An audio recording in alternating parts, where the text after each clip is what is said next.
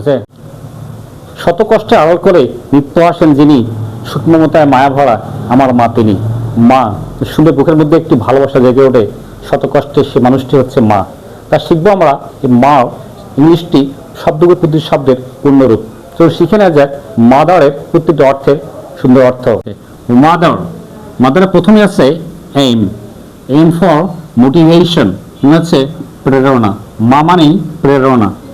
O, O for হচ্ছে outstanding, মানে হচ্ছে অসামান্য।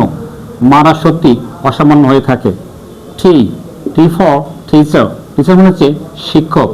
মাকে বলা হয় সবচেয়ে বড় শিক্ষক।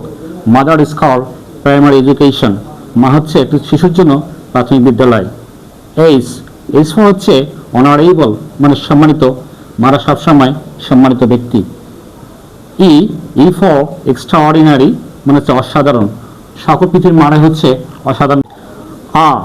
আ মিনস রিমার্কেবল, উল্লেখযোগ্য। কিন্তু সমস্ত মানে হচ্ছে উল্লেখযোগ্য। I respect all the mothers of the world, salute to all mothers. Thank you.